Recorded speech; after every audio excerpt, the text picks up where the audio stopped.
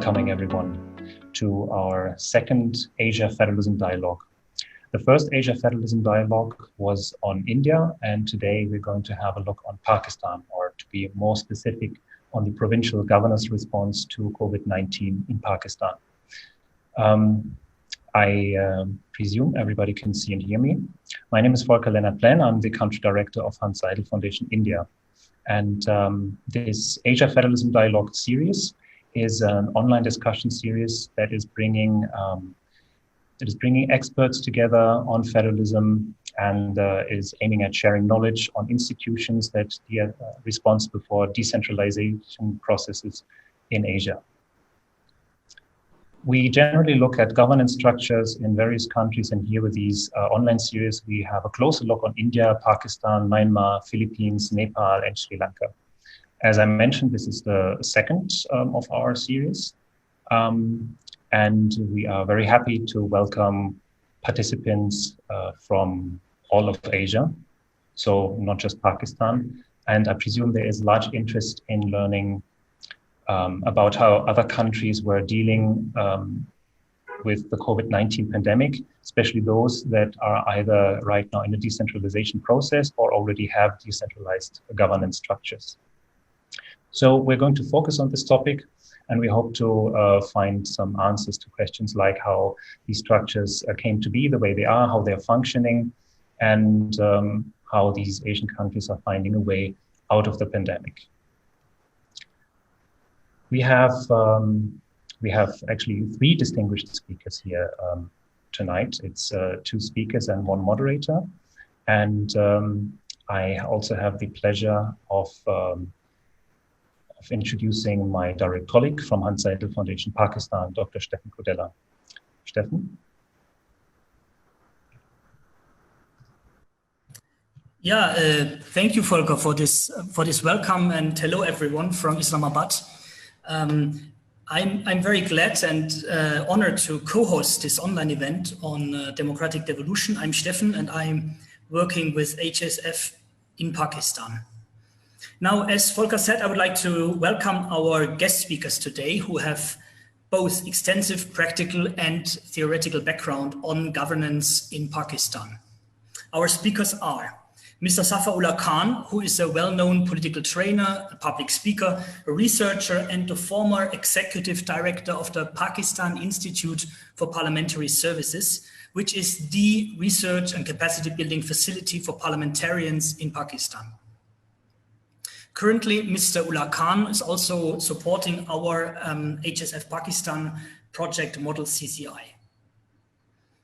Our second speaker today is Professor Kayani, who works at the prestigious LUMS University, the Lahore University of Management Sciences. Professor Kayani teaches law with a focus on torts, commercial law, and law and economics. And he also taught game theory at the university's School of Humanities and Social Sciences, and he taught business law at the School of Business. Our moderator today is again Dr. Bhusal from Nepal, who has been working with the government of Nepal since 15 years. He holds a PhD from the University of Canberra in Australia, where he is also an honorary fellow. Now, Dr. Bhusal's academic research focuses on participation and policy making and on policy implementation with a special emphasis on governance in developing countries. Last but not least, a warm welcome also, of course, to our audience in Pakistan and beyond, to all those who are following us online right now. Now, today, as you have heard, today's event is part of a series of online seminars where leading scholars and practitioners from Asia share their insights on democratic devolution during the COVID-19 pandemic. Now, democratic devolution means that political powers are transferred from the national to the subnational levels, which can help to make governance more efficient and responsive to local needs. I very much hope that this will be an exciting and insightful experience for all of us. And now I'm also very grateful to the panelists for being here today. And I wish you all a great online event. Thank you. Thank you, Stefan. I would also like to invite all of our audience members to send in questions, and for this to use the Q&A box. If you have any technical questions or if you would like to give comments, you're welcome to use the chat box for this, also to reach out for any technical problems to our co-hosts, Rahul Khera, Meher Gavas, or me. And questions can also be asked on Facebook. If you're watching us on Facebook right now, ask your questions there, and we will do our best to source them from there and make sure that they can be answered here. Please feel free to answer questions at any time to any of the speakers. It would be ideal if you could also indicate to whom your question is directed. And with the Q&A box, it will be very easy for us then to share these questions with our esteemed moderators. Dr. Bhusal? All right, so thank you very much and good afternoon to all of you, including our experts, staff members in Pakistan and in New Delhi, and all the participants from different parts of the world. So first of all, I think I should thank the Hanns Seidel Foundation in New Delhi and also in Pakistan for trusting me to moderate this very timely, interesting, and I think practically important subject of discussion. As many of you know today that we are going to discuss about the way Pakistan has been implementing its federalism for a long time, and what is the implication of the ongoing pandemic on the way we are exercising federalism in Pakistan. But before beginning into the discussion, I would like to thank you, Mr. Zafar and Professor Kayani for being with us. It's a great pleasure meeting you. I'm very much keen to explore and also understand the in-depth research that you have been doing for the last couple of years or decades. Dear all the participants, as Mr. Plan already highlighted, I expect all of you to actively engage, whether you are in Facebook or you are in the Zoom, you can raise your hands, put your questions on Facebook comments. We will be trying our best to capture all the questions if possible. But remember, all the time it's not possible to collect all the questions. So our staff members will help us to condense or combine the most important aspect of the discussion into the question. However, as moderator, I will try my best to capture all the questions if possible. Please bear in mind that we will be unable. This is what I would like to highlight. So with this very introductory and housekeeping note, I would like to begin the discussion. So just to give you a brief highlight about the rationale behind choosing Pakistan's federalism today as one of our subject matters. So what we have been seeing in news media, in some academic papers, there are book chapters coming on. I was just looking one book chapters yesterday published by the Cambridge University, which had already started focusing on the way the Pakistani government has delegated its power and resources to the provincial government, which I think, and probably many of our participants also believe, very historic and unprecedented. So I will structure today's discussion in a way that, therefore, we'll first of all get into what does federalism mean in Pakistan. Zafarullah Saab will begin to shed lights for about 20 minutes on this aspect. So we'll have witnessed his expertise in the field, in this particular field, quite a long time. So I don't think I need to repeat the introduction to Zafarullah Khan again. But I hope that his presentation will cover the evolution of federalism in Pakistan since its establishment, the tensions and conflicts that the Pakistani government and public in general have experienced for many decades. And there are some good points that we, as federal countries, can learn from Pakistan, particularly in relation to how the Pakistani government has been managing these very silly virus. Then we'll be moving into the discussion about recent trends on how federalism has been helping or not helping, or what kind of policy measures have been introduced in Pakistan to manage the negative impact of the virus in Pakistan. Professor Kayani has been working in this field for quite a long time, and will be benefited from his presentation greatly in relation to how the recent federal provincial tensions and conflicts have contributed in the discussions of federalism. Nevertheless, we also expect from him to have some kind of discussion about some of the public health policy measures that the federal government has taken in Pakistan. So although we have been seeing in many countries, successful countries, let's say New Zealand or Germany, the public health policy measures are highlighted very greatly, whereas in other countries, we have not seen that much expansion of or reform on public health policies. Although it's a public health problem, many governments in many federal and non-federal countries are introducing other policy measures, social policies, economic policies, and so on. And that's exactly why the discussions on federalism has actually been taking place surrounding social policies and economic policies. Just a quick reminder before we begin Zafar Saab's presentation. The overall objective of this discussion is neither to justify that Pakistan's way of handling pandemic is the best in the world, nor to falsify that Pakistan has done some wrong steps or whatever. But our ambition or aim or the objective is to explore what is going on in Pakistan and what does it mean to all the federal countries around the world. Without taking much time, now I would like to hand over the floor to Zafarullah Khan for about 20 minutes. Mr. Khan, the floor is yours. Thank you, Dr. Bhusal, and thank you, friends from Hanns Seidel Foundation, Pakistani colleagues, and the listeners who have interest in this subject and more particularly about Pakistan. As Dr. Bhusal said, that where federalism is anchored in Pakistan, it is good to trace some historical roots. But before that, as a student of political science, we interchangeably use two terms, devolution and decentralization.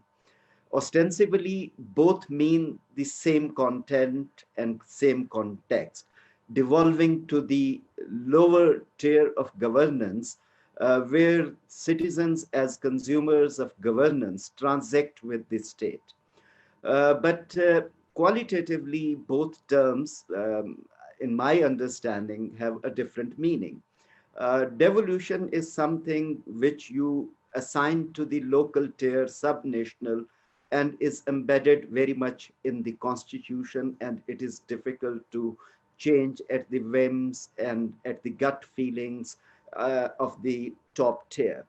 Whereas decentralization is more into the domain of executive, where you devolve through executive initiatives, and that could be taken back quite easily.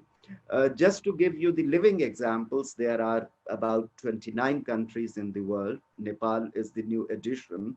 Out of 193 countries in the world, which are federally organized, where constitution devolves powers to the subnational and lower tiers of the governance.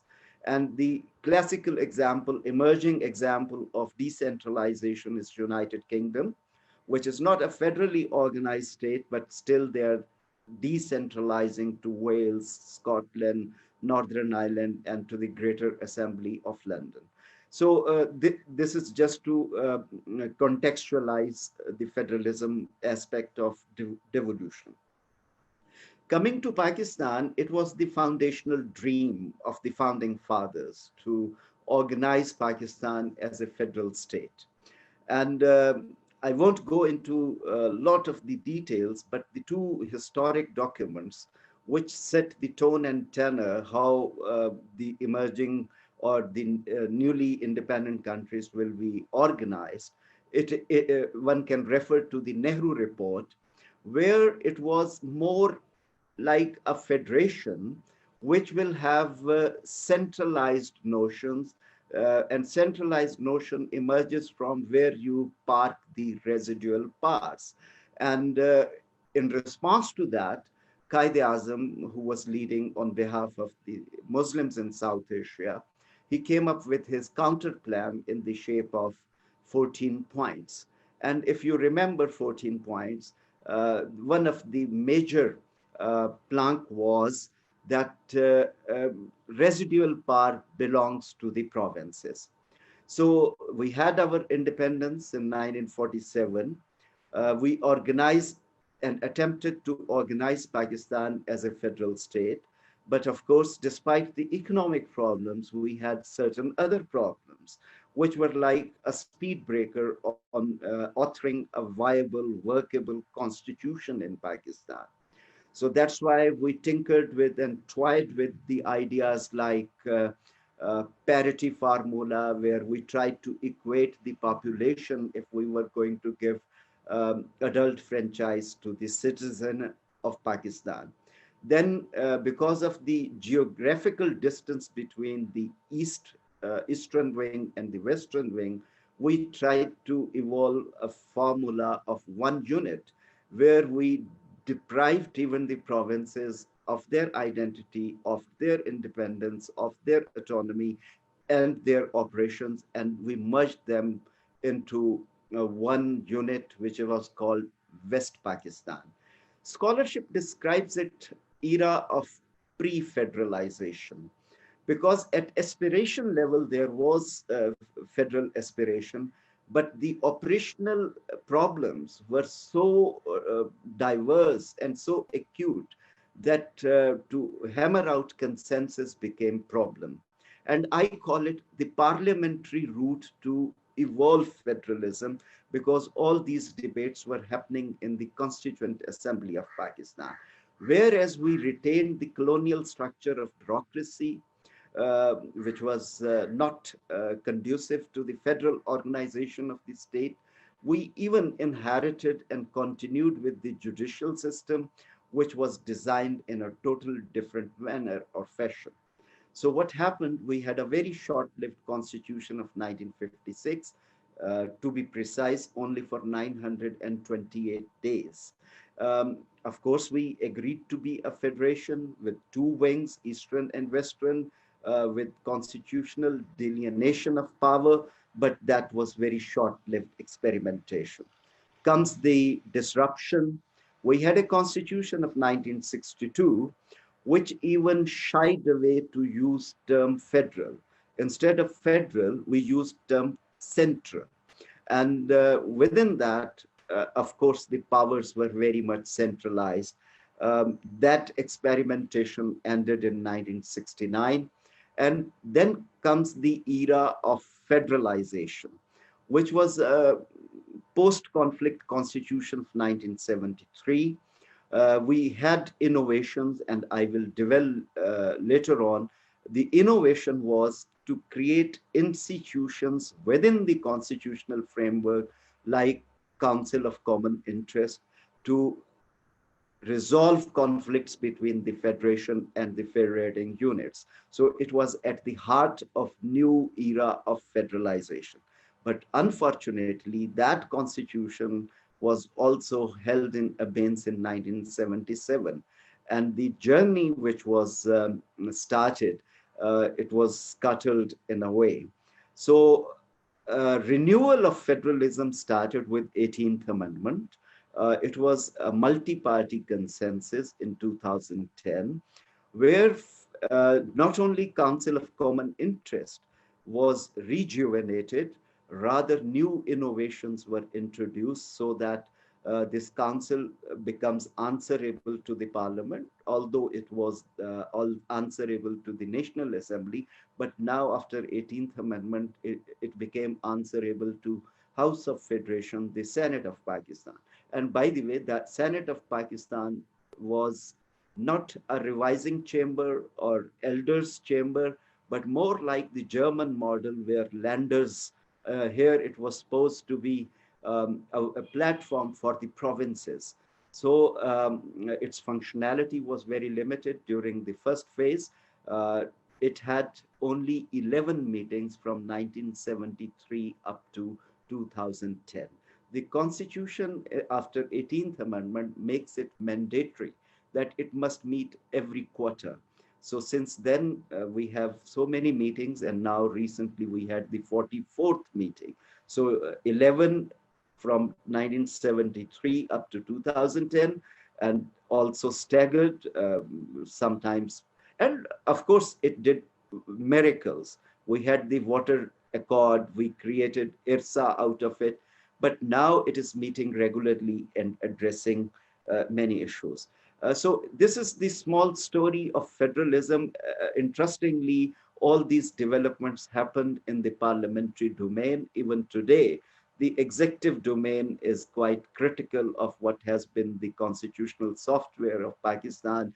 And there are compatibility issues because the same steel frame of executive is continuing, which sometimes create problems. So to conclude this story, I would say we had during COVID was a new situation where I would say invisible virus created quite visible impacts. The way we live, the way we earn our livelihood, the way we love, uh, even the way we leave this temporal world, everything has been affected. So in this situation, the mechanisms which are embedded in the constitution, like Council of Common Interest, then in executive realm, we have Interprovincial Coordination Ministry, which has a ministerial conference and also provincial conference. Of course, they are very procedural. You have to requisition the session, you have to prepare summaries to bring them on agenda, you have to coordinate in physical terms to bring all the stakeholders to Islamabad. Of course, it has communication, coordination, and consensus building efficacy, but it is very much procedural. So during COVID, what happened? We created a new temporary institutional architecture. It was not only federal provincial, but it was keeping in view the Pakistan's particular context. It was also civil military. We created National Coordination and Operation Command Center. So in that, citizens in uniform, mandate bearers, and the authorities, they sat together and they came up with the policy choices and day-to-day decision making. Of course, Prime Minister was taking the lead. Uh, Above this platform was National Coordination Committee, where chief ministers and prime minister decided about vital issues. So in that way, we were able to, because this platform provided uh, opportunity to take quick decisions, swift decisions. Here I would like to flag two issues. Everything written, black letter laws, constitutions, institutional mechanisms are quite good. But the test comes when, litmus test comes when one federating unit out of the four is governed by party which belongs to opposition. Then it is the test of the communication vectors. It is the test of how you evolve coordination and communication. So in that way, we saw in Pakistan, Sindh driving on certain counts and federal government following and criticizing as well. And to understand that, the area of conflict was airports, aviation, quarantine on pretext of health. These are federal jurisdictions according to the federal legislative list. But those airports were in the provinces. And the first wave of COVID entered Pakistan via Taftan border, the pilgrims coming back from Iran. So the province had to deal with the pilgrims, whereas the border control, the quarantine facilities, which were lacking there in Balochistan, and there was one question as well about Balochistan. So they had limited capacity, but they had to deal with a big crisis. And the federal government was not that swift to establish quarantine facilities or enforce strict border controls. Same happened at Karachi, which is the economic capital and very much connected in terms of air travel and air connections. The provincial government practically went to the airports and tried to conduct testing and things like that. So in that way, it gave birth to a new form of conflicts. Second thing which I wanted to flag, local governments were practically non-existent in Pakistan. Constitutionally, it is the third tier, according to Article 32, according to Article 7, which defines the nomenclature of the state, and according to Article 140A, which empowers the provinces to create local governments which are politically empowered, physically devolved, and administratively able to perform their duties. In Punjab, they were prematurely dissolved. In Khyber Pakhtunkhwa and Balochistan, they have completed their terms. And in Sindh and Islamabad, there were local governments, but they were not involved in the whole process the way they should have been involved. And COVID posed a totally new challenge. Constitution envisage abnormal situations. That's why we have a chapter on emergency provisions. And the triggers are very traditional: war, collapse of economy, breakdown of law and order. Here, there was a situation where economy was shut down, educational institutions were closed, but the traditional triggers, there was a lack of imagination. Here, it was a public health crisis. So that's why executive and NCOC had to take a lot of decisions. And there was lockdown. Of course, there was a debate whether it is lockdown or a smart lockdown. Educational institutions were closed. Interprovincial transportation was closed. So in practical terms, there was emergency situation. And instead of the traditional constitutional mechanisms or federal mechanisms, we had to resort to executive arrangement to address the situation. How effectively we were able to deal with that, maybe my other co-panelists will be able to respond to that. But this is how I will explain. Traditionally, we adopted the parliamentary route to federalism. We have to do a lot in the executive domains. That's why there is a talk about civil services reforms in Pakistan. And here I will stop, and I will be happy to respond if there will be any questions. But I hope my contribution has made sense in understanding the Pakistani federalism context. Okay, so thank you very much, Zafarullah Saab. It's very interesting, very briefly tossing into historical evolution of how federalism in Pakistan is surviving and things like that. They were very helpful. I have almost like dozens of questions in relation to your presentation, but I don't have much time to ask them because I also need to allow my attendees to ask their questions. And there are already some questions being asked. Before picking their questions, and probably we'll have to allow Professor Kayani to speak after a few minutes, but I have just very briefly two questions to you, Mr. Khan. The first one is, as you highlighted very nicely, that the creation of provinces within the Pakistani constitution was not only intended for the purpose of creating a federation, but also allowing them to create local government councils. So what do you think why the provincial governments are not being interested, if you like, or what is the reason behind why local governments or the situation of local government in Pakistan is so weak, if that's the right word? Sure. Thank you for your question. But historically, in subcontinent, if we read the history, local bodies and local government, the way I explained devolution and decentralization, we love local bodies which are under the executive control. Whereas the notion of local government imports some kind of political, some kind of constitutional guarantees.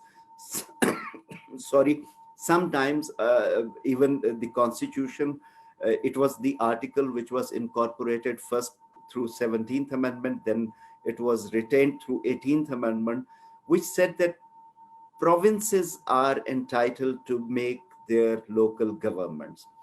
Whereas during the democratic disruptions, when there was military rule in Pakistan, there was one size fit all formula of local governments for all the provinces. But the trajectories of provincial evolution are different in Pakistan. Punjab is the oldest province. I mentioned 14th point of Qaid-e-Azam. In 1920s, he was demanding Sindh should be separated as a province from the at that time it was Bombay Presidency. So in that way, Sindh became, of course, historically it stayed as a civilizational place, but administratively became province only in 1930s. The creation of now Khyber Pakhtunkhwa as a province is a reality of 1901, and Balochistan became province after 1970. So they were historical places, but the administrative evolution, the bureaucratic interaction with the citizenry is different. That's why 18th Amendment said that provinces, according to their historical evolution, can create their system. Secondly, the Constitution provided 4 benchmarks, that these are the necessary benchmarks. It has to be political. During military regimes, we had apolitical local government. That's why it served as ladder for them. It has to be political, and courts have given verdicts. Political means party-based election. It has to have physical devolution, which we failed. That's why, because Provincial Finance Commission is not mentioned, unlike the National Finance Commission in the Constitution. So that's why there was lethargy on the part of the provinces. It has to be administrative. You can't think person from Glasgow coming to London and managing the education and health of London. Rather, it is the administrative structure which evolves at local level. In certain jurisdictions in the United States, even education boards are elected. And then it says it has to be elected. Unfortunately, due to the bitter historical experiences, our federal structures are dominated by the demands of defense, donors, and debt establishment. Province is the political space, and local is more now practically, if you ask me, DMG and police runs and controls them. When there is no elected local government, who becomes the administrator? So they enjoy control there. Of course, there is a premium for political parties to have, and I would say without functional, effective local government, your whole edifice of governance is without legs, because citizens transact with governance and formulate their opinion when they are being served better by the democratically elected local governments. That's why they are, because of political history, but there is a premium if we address this question. Thanks very much for that. Dear attendees, we have already noted down many of your questions, so please do not get frustrated. We will pick your questions after Professor Kayani speaks. Just for a reference, Mr. Khan, I wasn't proposing that the existence of local government in federal countries must be there. But what I'm trying to explain is that in recent times, newly created federations like Nepal have historically more powerful local governments than in other federal countries. But I'm not saying that non-federal countries have less powerful local governments. As you highlighted when you were discussing about the devolution in England, so the English way of governing in the local level is so powerful, if that's the right word. So what we are trying to make a point in here as part of our discussion is that the existence of local government is necessary at some point in time, whether it's management of the pandemic or whatever. So the discussion should follow in that way. So anyway, so we'll pick the questions, dear attendees, after Professor Kayani speaks. So now the floor is Professor Kayani. We'll be hearing his views on the Pakistani response to the pandemic in light of what the institutions and processes of federalism there are in Pakistan. So the floor is yours, Professor Kayani. Thank you, Dr. Bhusal, and thank you so much to HSF and Dr. Mr. Zafar Khan for, as always, enlightening us with a lot of deep thought, as well as information about the history and the evolution of federalism in Pakistan. So I want to take some of the elements that Mr. Khan talked about and then add a few more and apply them to the more current, immediate concerns that we have, especially the COVID-19 pandemic, and how that relates to this debate of devolution and federalism and so forth. So to start with first principles, I'd say one of the things that distinguishes Pakistan and its this federalism debate as well from a lot of other countries is something that Mr. Khan mentioned, which is basically the importance of the civil-military balance and the civil-military relationship. We have to appreciate that with devolution, or both with devolution or decentralization, the ability of the civil and military relations to be predictable, becomes much more complicated. Because when you devolve and when you decentralize, then it's not enough for example, one federal head to be talking to one, let's say, military head. Rather, you have a lot of different centers of power which may not see eye to eye. So there's not going to be a lot of coordination, and that can lead to trouble or difficulties in civil military relations. Now, you will appreciate that this is especially important in Pakistan, given our unique history of the role of the military and military civil society in the past. So that's the first point to keep in mind, which I think is different from India and Nepal and several other countries. A second point to keep in mind is the separation of powers, right? And I mean the horizontal separation of powers. Let's say, for example, at the federal level. It's not the case in Pakistan, as it is in many other countries, that the federal government is united and stands behind whoever the elected representatives happen to be. So you can have the elected representatives, and then you can have the military not seeing entirely eye to eye with them. And you can have the civil service or the bureaucracy not seeing entirely eye to eye with them, and the judiciary not seeing eye to eye with them. So there is already, at the federal level, there isn't this ability to act in a unitary way, as you might have, especially when it comes to the bureaucracy, as you might have in many other countries. So if you take the example of many presidential systems like the US and so forth, the bureaucracy in general, which you would normally consider to be part of the executive branch, would fall in line with whatever, let's say, the president is saying. But in the case of Pakistan, that's not, the civil service would not necessarily be in line with what the prime minister is saying. The prime minister and his cabinet would be considered to be the executive authority, right?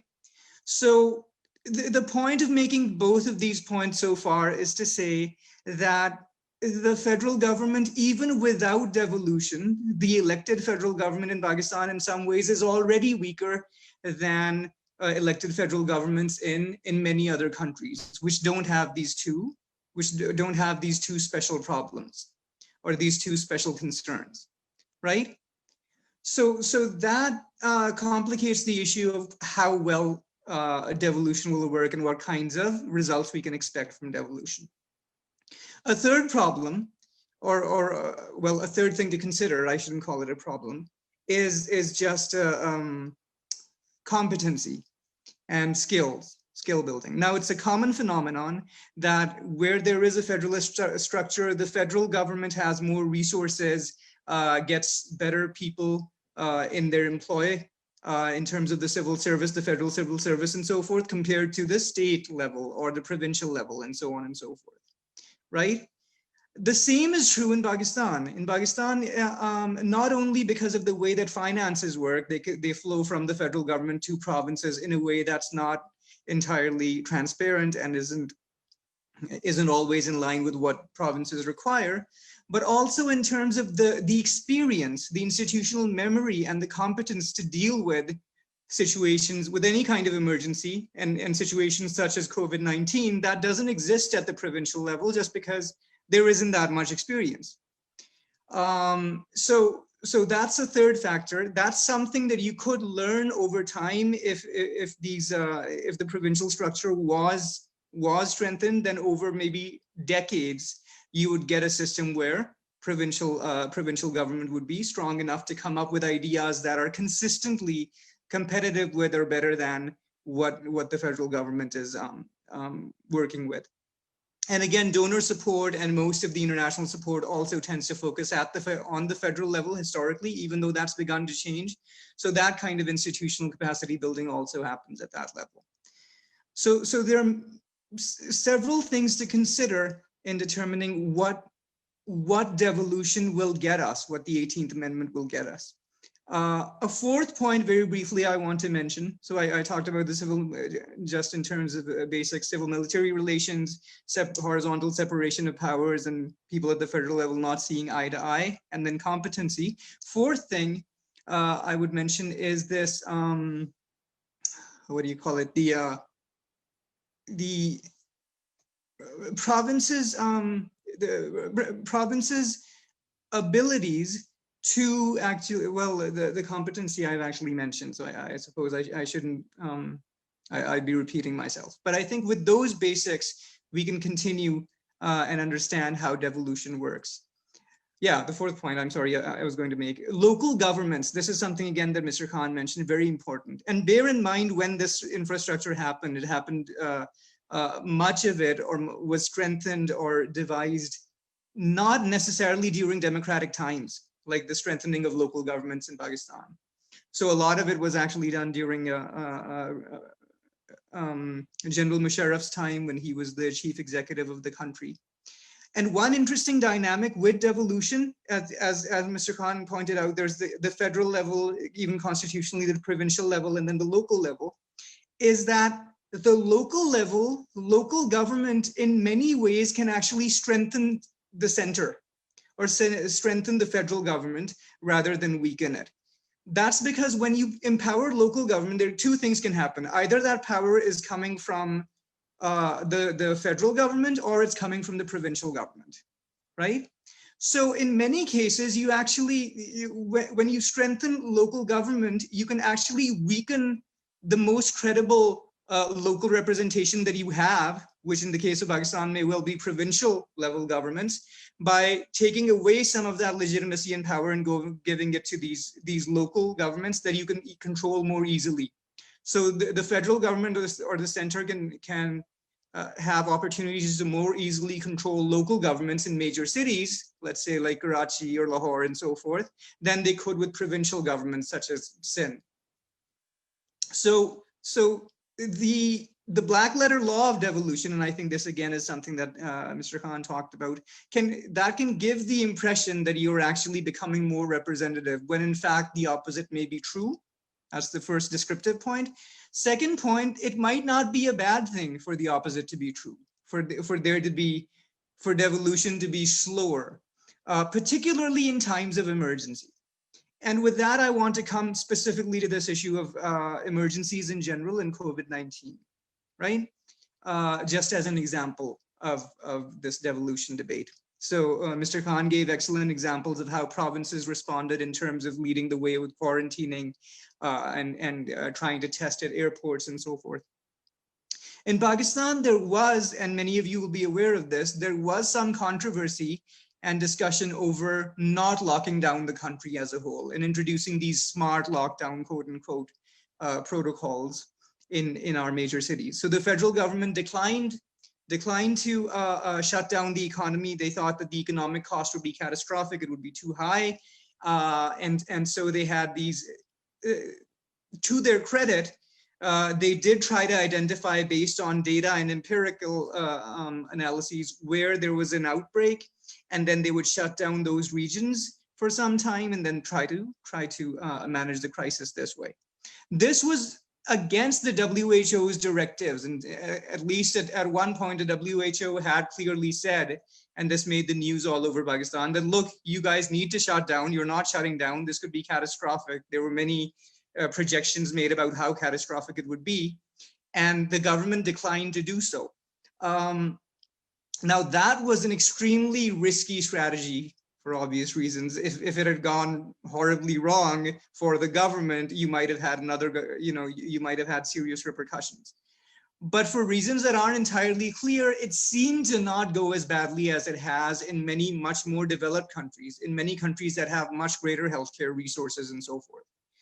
So that gave an opportunity, and Mr. Khan will correct me if I'm wrong, but it gave an opportunity for the federal government to actually look better than a lot of provincial governments. Particularly Sindh had tried to have a more strict lockdown, which was more in line with what the WHO was saying than the federal government did. But then the consequence was in Sindh, obviously, the economic fallout from that was greater than in the rest of the country where you didn't have such a strict lockdown. And you also didn't have as much of a reduction in the rate of infection and in the fatalities and so forth. So they ended up moving to the federal government plan of a strict lockdown again. So that made the government look better. So so I think it would be right to say that primarily the response in Pakistan to COVID-19 has been a federal response. And now the federal government could have done this in two ways, and I think they used an intelligent way to do this. And this, again, as Mr. Khan mentioned, they could have declared an emergency. So Articles 292 to 296 or 297, basically, these describe situations where the president can declare an emergency. There's financial emergencies in terms of war, and if the constitutional machinery breaks down. I think it's fair to say that in Pakistan, the constitutional machinery had broken down when the legislatures were closed, when the courts were closed, you weren't having trials anymore. So if anything qualified as an emergency, those emergency powers probably should have been used. But what the federal government did, which I think might have been a good idea politically, but also for practical reasons, was they didn't use explicitly the emergency powers of the Constitution. What they used was the 2010 National Disaster Management Act, which again, interestingly, that gives a lot of power again to the federal government and to the center when there is a disaster. So there's this etymological hocus pocus between what is a disaster and what is an emergency. And so then they empowered the National Disaster Management Authority to make decisions. And the NDMA, as it's called, has authority to make guidelines for both the provincial level and the federal level, and then those have to be followed. And so instead of going the route of emergency powers under the Constitution, they went with this National Coordination Council, the NCC, and the National Coordination Operations Command, as Mr. Khan explained. Both of these bodies, these are federal level bodies. One, and two, both bodies have mixed representation essentially mixed representation from the civilian domain, federal level, and the military domain. So the focus has been really on this civil military union, which I think would have been vastly complicated and would have become much more difficult if we had been more devolved, as has been the case in the US. If folks have followed the news, there have been many states that have taken many different paths in terms of whether or not to control or prohibit or lessen certain kinds of activity that would cause a spread. And it became a political issue. And that's why you're seeing a country with much greater medical resources and much greater education level, economic resources and so forth, in part because of that, because of this politicization, which is, let's face it, that kind of politicization is encouraged the more politics there is. The more, if there's hotly contested local government elections, hotly contested provincial elections, you're going to have things get politicized. And you can't afford to do that, I think, you can't afford to put things bluntly, play politics or have political experiments at a time of national emergency when people are dying by the tens of thousands or by the hundreds of thousands around the world. So I guess to summarize what I've been saying, I think devolution, there is a role for devolution in becoming more representative and in lessening federal power in general. And I do agree that in Pakistan, government is not representative as it should be in classic democratic theory. But it is weak. It can't get away with doing whatever it wants to, because internally it's very divided, and if it's not balanced by voters, it is balanced in some other ways, even though I recognize that there are problems with that. But that debate we can continue. And I'm not going to say it's a good system. I do think devolution is important. I just think it's a much more long-term project. What I do want to say is that during an emergency time or a disaster time such as COVID, you should have unified action. I think that's why those emergency provisions are there in our constitution and are there in every constitution pretty much, because you need that unitary power. You go back to Roman times in Cincinnatus and so forth. You need that unitary, almost dictatorial executive power where the entire nation can act as one, and you can have a time bar on it. But you don't want to be doing that at a time such as this COVID-19 crisis that we're going through right now. So I suppose with those opening remarks, I'll conclude for now and see if there are any questions. All right, so thank you very much, Professor Kayani. Of course, it's a very delightful presentation. We learned many things from your presentation. So, of course, we have got some questions from our audiences already. There are 11 questions popped up for both of you. And we have enlisted them in order not to miss all of them. But please excuse audiences that will not be able to pick all the questions, but we'll try our best to address your concerns separately. But before we take these questions, I would like to ask, I think it's very interesting perspective to visualize the federalism in Pakistan from military civil society relations, as Professor Kayani mentioned. For last 5-6 years, I have been working on the projects that highlights the role of citizens in governance, to speak very generally. So I was a little bit curious about how, because Pakistan has been dealing with several military actions, if that's the right word, to govern the country. So as you explained in your presentation, so what do you think, where is the problem when it seems to be like military and civil society organizations or civic in general is trying to connect to each other in implementing the federalism in Pakistan in general? Of course, as Mr. Khan highlighted, the creation of the National Command and Operating Center in recent times, it also features some of the elements of civil society and military interface there. But my question was, historically speaking, citizens have been always, please correct me if I'm wrong, wanting to participate in government through elections and other means. But the military regime comes in the foreground and tries to, let's have some negotiation with citizens, and the power is bargained over there. So what would be your general impression about this interface?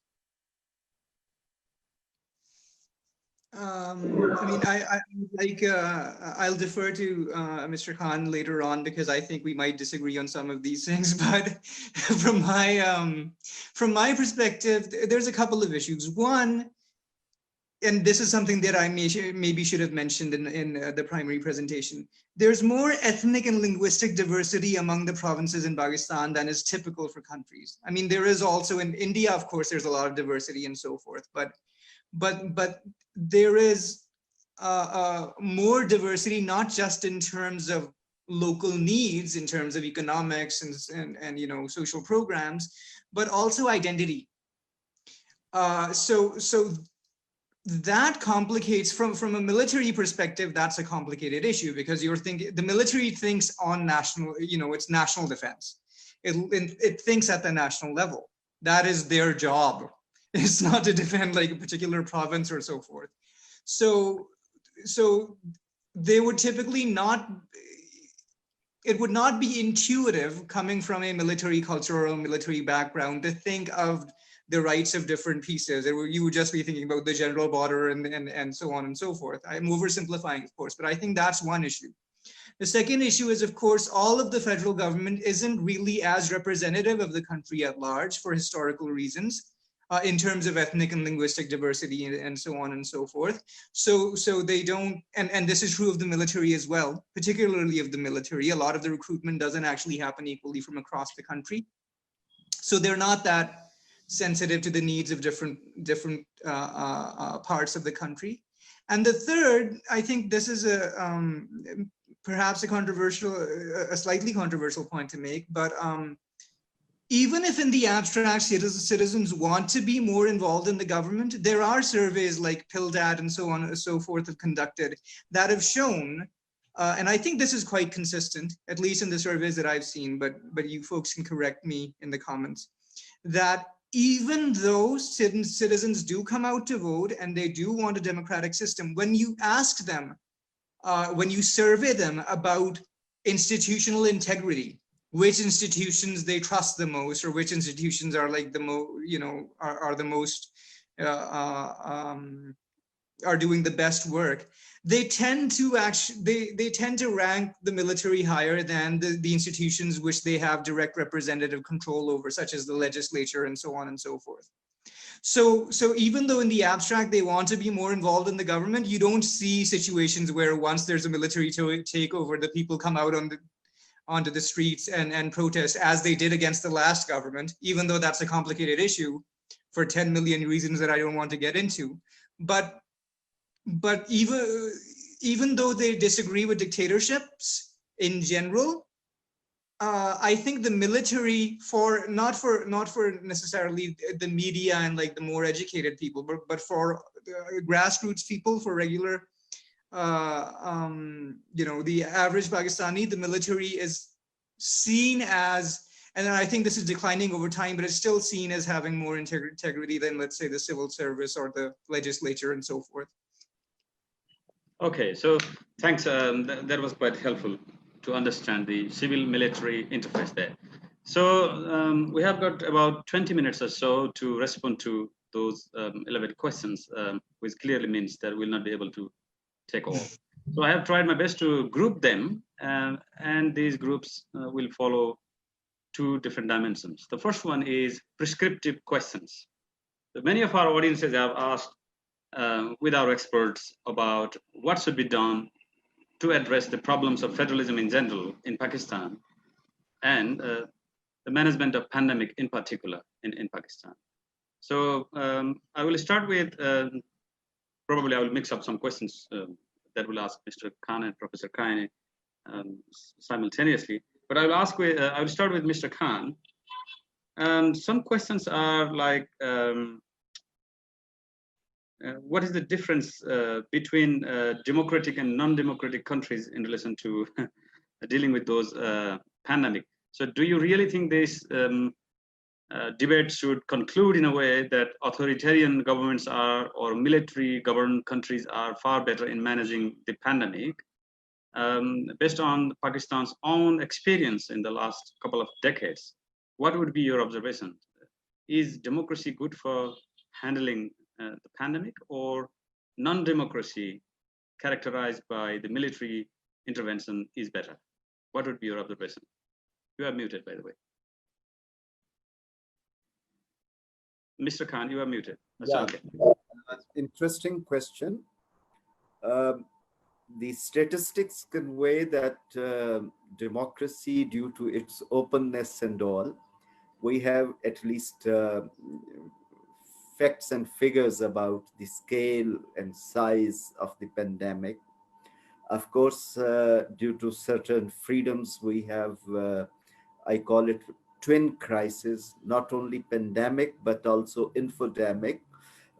Even American president is prescribing untested medicines. So both crises are going there. About authoritarian regimes, we simply don't know what is happening there. About democracies, at least we know what is happening there. The pandemic was global. It never required passports to go to any country. The situation in the United States is alarming. Perhaps largest number of deaths happened there. Even countries with best health infrastructure, in certain European examples of Italy, Spain, United Kingdom, many other countries. Of course, German friends tried to manage what we have read in newspapers in a better way. So I would say pandemic has given impetus to authoritarianism. Look at the capacity. Countries are signatory to international covenants, conventions like on civil and political rights. Certain freedoms you can't infringe even in times of worst emergencies. But here was a crisis where your mobility, right to protest, in certain countries, elections were delayed. Even in Pakistan, election in Gilgit-Baltistan was slightly postponed. Now it is happening in November. Local government elections, one of the pretexts is that whether we should have elections during pandemic or not. Democracy's rituals are people-centered. And if you have lockdowns, if you have curtailment of movement, if you have new protocols, SOPs, of course, this does not augur well for democracy. Who has dealt better? I was reading Economist report, only small countries, Pacific Islands, small countries, even in our region, they were able to handle it better because they have less population. Pandemic does not differentiate. It can embrace a democratic person, it can embrace undemocratic person, but authoritarian or undemocratic regimes, we don't know about the exact information. At least about democracies, we know. Absolutely, fully agree with you. And this is quite so quick or so early to conclude Exactly. to any point to say that democracy is better or worse than the authoritarian regime. So the audience who asked this question, I would recommend you to go to The Atlantic, a magazine, in which a very famous scholar called Francis Fukuyama has written a very nice article. You can finish it in 10 minutes.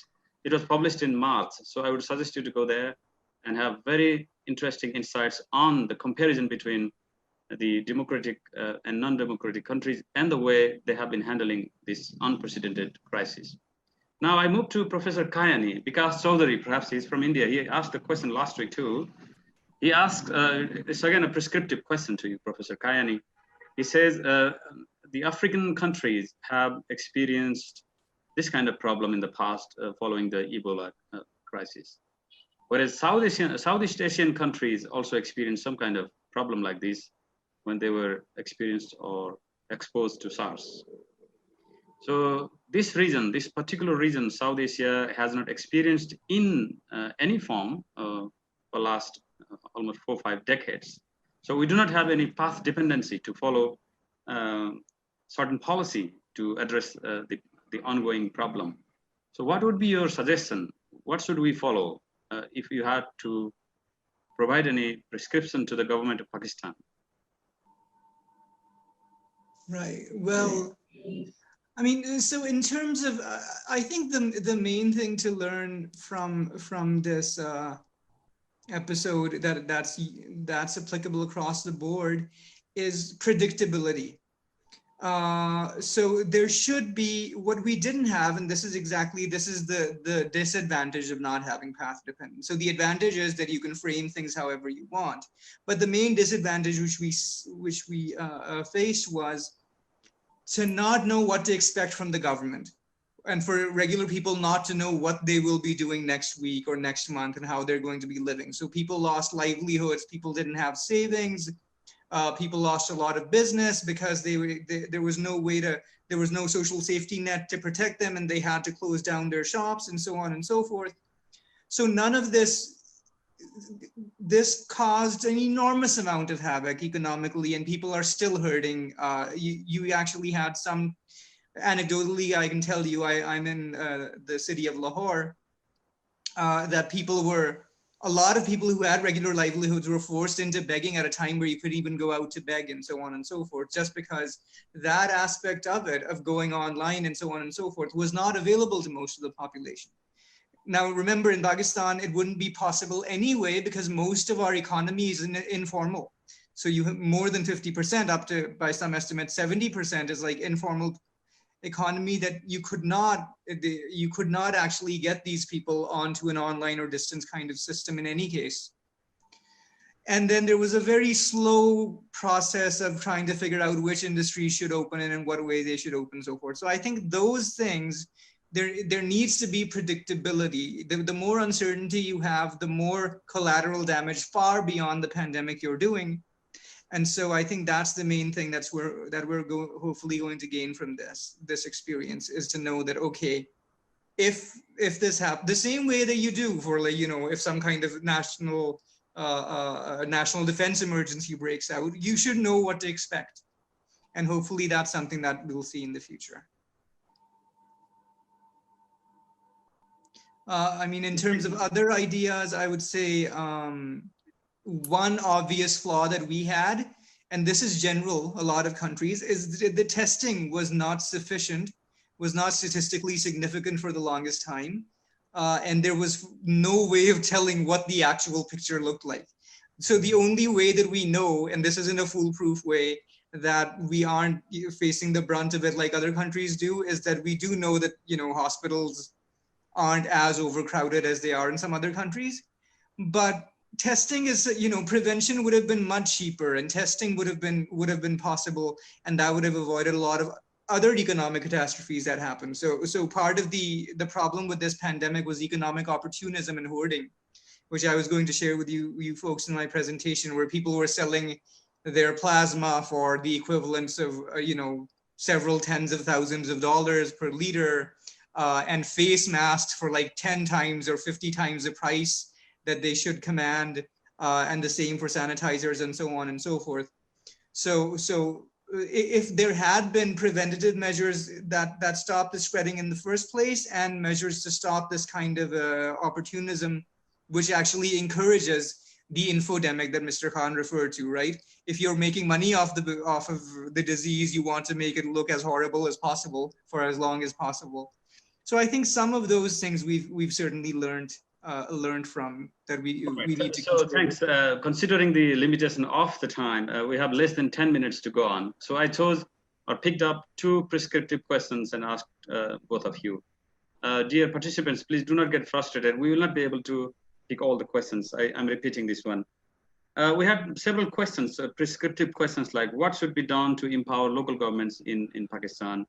What can be done to strengthen the existing devolution policies in Pakistan? So there is a question from Christian who says, perhaps it goes to Mr. Khan. This is somehow not prescriptive, but a question for discussion is that the recent announcement of Gilgit, or Gilgit, how do I pronounce it? Balochistan province. So what do you think the recent move to give this particular province the status of province, will this province face the same fate as Kashmir has actually been facing for a long time? To be honest, there is no tangible development. These are just conversations.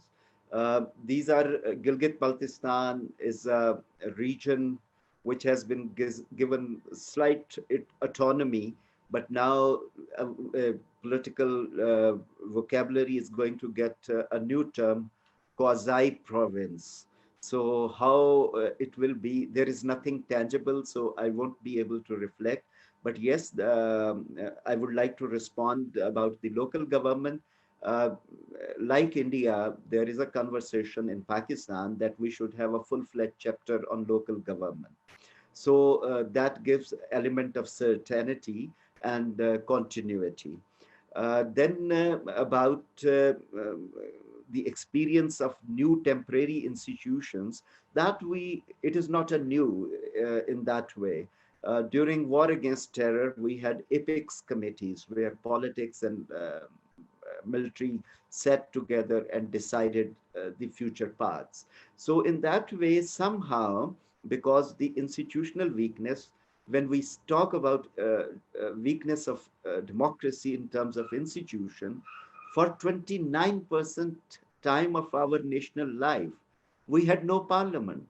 So how come when an element of discontinuity has affected the institution of representation, For even longer time, we had no local governments. So how come we can expect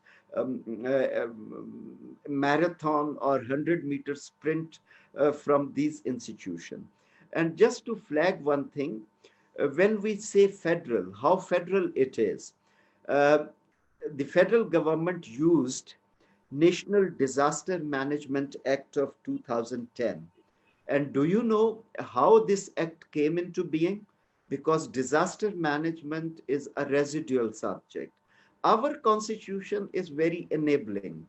If provinces say that we are unable to perform certain function, they have to give it to the federal government under Article 144 of the Constitution.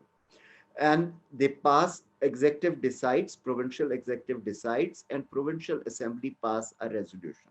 So this act starts with that three provinces, the Provincial Assembly of Balochistan, Khyber Pakhtunkhwa, and Punjab, delegates this authority to the federal government that they should create a national disaster management authority. Sindh stayed away. So that's why we have to understand if there is a conflict in perspective, Sindh considers that they can manage on their own. There are similar articles in the constitution which allows for asymmetrical federalism, where, for example, ports and coast management, the federal government decides they can assign to the province. Constitution says if province delegates something, they don't have to pay anything. Sometimes just to address their financial crisis, they can delegate certain thing to the federal government. If federation decides to delegate something or assign something to the province, they have to provide resources as well. So the constitutional scheme in Pakistan is on the premise that it will be cooperative federalism. For that, you need functionality of institutions like National Finance Commission. There was one question. Functionality of Council of Common Interest, functionality of National Economic Council. Federal government somehow shies away in communicating with the provinces. And personally, no reflection, but I don't buy the question of capacity. The Federal Public Service Commission recruits the civil servants. They serve in grade 17, 18, 19, 20, 21 in provinces and in Islamabad. Only grade 22 resides in Islamabad. Same core of service is functional, district management group, police group, all in provinces, in federation. I fail to understand the magic. Maybe it is only the institutional memory, which too I doubt, but same set of people, if they are posted in provinces, they lack capacity, but if they enter the magic land of Islamabad, they have capacity. Unfortunately, the idea should be if there is lack of capacity, we need to have a culture of hand-holding, which is the desire and command of our constitution. It is not a divorce between the federation and the provinces. Rather, it has to be viewed in the metaphor of a joint family, where father can't take away or command everything. Rather, it will be after conversation, a joint family decision. Yes, thanks. It's quite metaphoric, and I love the way you use those metaphors to express the real meaning out of those complex issues. The question now goes to Professor Kayani. Caroline Lee says, you recommended or you explained several policy recommendations, including public health responses, lockdowns and on-lockdowns or whatever. So what would be your suggestion for the local government there are no effective local governments at the moment, but for the provincial governments to effectively introduce internal relations between, I mean, it can be vertical relationship between federal and provinces and coordination across, as you highlighted in the very first minutes of your presentation, that there is a lack of horizontal coordination in the Federation of Pakistan's government. So what would be your policy recommendation to the provincial governments to introduce the internal relations or harmonized relations and coordination there? Thank you for that. Do you mean within the provincial government or between the provincial and federal government? Well, both. I mean, when you say there was some kind of lack between provincial governments horizontally, and also, of course, in the federal level, there was a lack of coordination within the federal government. So, what policy measures do you recommend to strengthen this particular lack of coordination and cooperation between different actors? Right, thank you. So, I mean, at the provincial level, so if you spoke of within a province, the coordination within the provincial government of a province, that is going to be largely dependent on the strength of the party in power in that province. So if there is one party that has power in that province, and so Sindh is a pretty good example of that, except for some places in Karachi potentially, and Punjab, and most provincial governments are dominated by a particular party, and the strength of the party, which has been enhanced in some ways, that's going to ensure much more consistency and coordination at the provincial level than you would have at the federal level. So that's an example of, like, you know, at the federal level, Sindh doesn't, as Mr. Khan was explaining, doesn't, you know, just follow what the other provinces are doing. Because of party strengths at the provincial level, that's a smaller issue. And I guess that really is the easiest thing to do. Now, if you wanted to have more exotic suggestions about how to increase coordination, I think provincial governments could.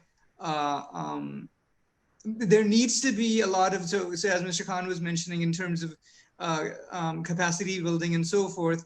There needs to be more, like, at the provincial level, the province's own infrastructures, not just the civil service, but also in terms of, you know, the province's own, let's say, hospitals, and healthcare has been devolved. But again, it's an area where everything has been devolved recently. The 18th Amendment isn't that old. So a lot of the infrastructure that was federal needs to be replicated at the provincial level in order for coordination to work seamlessly, in order for service delivery to happen seamlessly as well. So I think that's just, you know, be patient. And it would, I guess, be my second recommendation. It's going to take time. You're muted right now. Your mic is muted. Dr. Bhusal. Yeah, sorry. Perhaps I think we should pick the final question now, considering the time. So we have got a participant, Dr. Oscar Khan from University of Peshawar. He was actually asking to Mr. Khan about the possibility to introduce deconcentrated agencies of the federal government at the local level. Because what we have been discussing for last 30, 40 minutes is that, well, there is a lack of local government system in Pakistan, or even if there are some, they actually lack the actual power to introduce public health reforms, or whatever you like to call. So what, is there any way through which we could introduce deconcentrated measures of the federal government so we can effectively manage the adverse impact of the virus on economy and on society? Is there anything you recommend? I would say both trajectories can work. I am of the view, in terms of long-term and broader perspective, Pakistan needs to federalize its institutions. Usually we federalize through domicile. Our constitutional demand is that they should be the nominees of the provinces. So if we have a federalized Bureau of Revenue, federalized health structures, things like that, then provinces will have ownership. Then our constitution, in terms of fundamental rights and principles of policy, does not assign the task to particular tier of government. It becomes a state responsibility. It is how you read the constitution. And state is defined in the constitution. It is federal, provincial, and local. So in that way, if any union council wants to give, which is the smallest unit in certain provinces, Punjab has abolished it. They have gone for village council and neighborhood council. So if they decide to provide 100% health care, Now we are talking about healthcare and education. You will be surprised, state has already, when I say state, all tiers, they have abdicated their role. In health, if 1 rupee is spent, 62 paisas are out of pocket expenditure. Some comes from charities. So state is already not in health sector.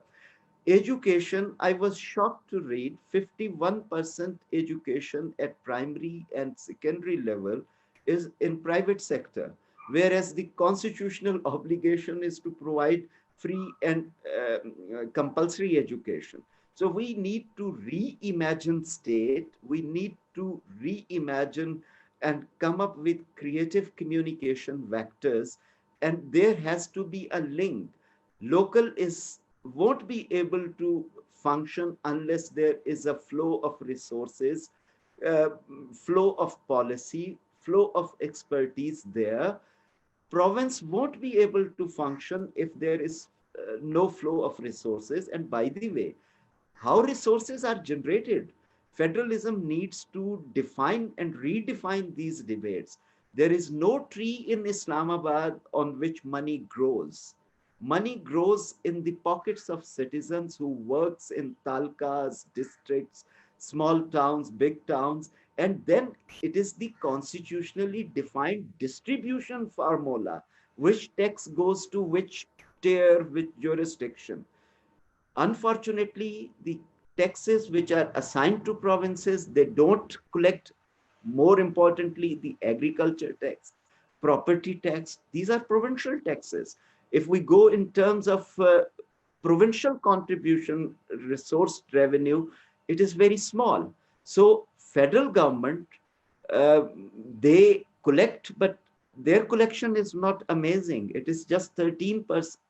The tax to GDP ratio is just 13%, whereas the studies are potential is much more than 16%.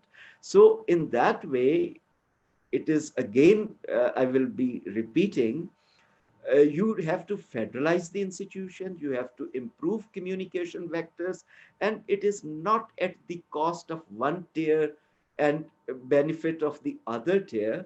Every tier serves the same set of population. If I reside in Islamabad, I live in a union council. Of course, I don't live in a province, it is a federal territory, but if I live in Lahore, like Dr. Kayani, you are consumer of the services of the local, federal, provincial simultaneously. So in that way, functionality and effectiveness of all tiers with well-defined functions and with democratic sense of participation and citizens representation, we can offer a better deal. Otherwise, if we make it or reduce it to war of turf and territory between various tiers, then people will suffer. Maybe time will be consumed in good conversations and debates, endless debates. So I'm of that view that we need to federalize, we need to improve communication vectors, and assumption should be to serve the citizens better. All right, so thank you very much. Before I hand over the floor to Dr. Kudela, I am interested in learning about if Professor Kayani has something to say to Mr. Khan, or Mr. Khan has to say something to Mr. Kayani. Is there any views or questions that you would like to share with each other? I would say in Pakistan, we use term one page. We had a very little difference of opinion. Okay, great. Lovely. So thanks a lot. I want to thank Mr. Khan, and I think I learned a lot, and I think in general with some details, we're on the same page, yeah. Okay, great. So the floor is yours, Dr. Kudela. Thank you very much, both of you, by the way. Thank you. Thank you for moderating. Yes. Well, thank you very, very much. I mean, this was a fantastic discussion. When we started, I said I hope that this will be as exciting as insightful for all of us, and I think it was. I'm thrilled. I learned a lot. Thank you very much, Professor Kayani. Thank you very much, Zafar Ullah Khan, for all your valuable contributions, and thank you also our moderator, Dr. Bhusal from Nepal. for a very, very balanced and fair and accurate, I would say, moderation of this event. And I think that's it from my side. I just might now hand over to Volker Lennart Plan in India, because India at the end is the office which was initiating this whole series. And from my side, well, thank you all. Thank you also at home, all our Facebook followers and Twitter followers who have been now online with us. And we will, of course, we have a recording of this whole debate, and we will be happy to edit it and publish it later also in different pieces. Yeah. So thanks again, and I just hand over now to Volker. Thank you so much, Stefan. Thank you, everyone, actually. Sitting in India, this is extremely exciting to see what kind of differences we have in the governance structure systems, but also to see what kind of similarities there are. From the various points that were raised, from linguistic differences, ethnological differences within the country. This is something that India is also facing when it comes to the governance structures. So I think it is not just exciting for me here in New Delhi, but for all participants, as I mentioned, from as far as Myanmar and Philippines, they joined, from Germany also. And it is always extremely interesting to learn something about the political structures of a country that you are not so familiar with every day. And I think we can take a number of learnings for ourselves. And I'm also looking forward to our next event, and I hope you are too. The next event will be on 22nd of October, so in 2 weeks from now, and it will be on Myanmar. So I hope I can see and hear all of you then again for our next Asia Federalism Dialogue. I would also, as just like Stefan Kudella mentioned, remind you that if you found this worth sharing, this discussion, please check out the Facebook pages. I had put them in the chat also. I will do so also in another minute. Facebook page of Hanns Seidel Foundation India, of Hanns Seidel Foundation Myanmar, and Hanns Seidel Foundation Pakistan. You can find this video also longer and watch it again or share it with your colleagues. I would also like to mention that we, as I mentioned in the first Asia Federalism Dialogue already, there is the winter school, which is organized by the University of Innsbruck and the URAC Research Center in Italy, respectively in Austria. It takes place every year, and Hanns Seidel Foundation is also supporting this institute and the university with some scholarships. So if you are interested and you haven't applied yet, please do so. Some of our offices provide you with full scholarships for traveling to Italy and Austria. Get in touch with your local Hanns Seidel Foundation. But I should also mention that due to the pandemic, it is not absolutely sure whether this can take place physically. So we'll keep you updated there. Now, of course, if you are leaving from when you leave this discussion, there will be a small survey, and I encourage you all to take just 30 seconds to fill it out, because this will help us also to create our future events better, or if you love this, then just like this. And I am extremely happy also that we had a strong participation on Facebook. Shows us that we are also in the right direction when we stream these events on Facebook. So we will continue to do so.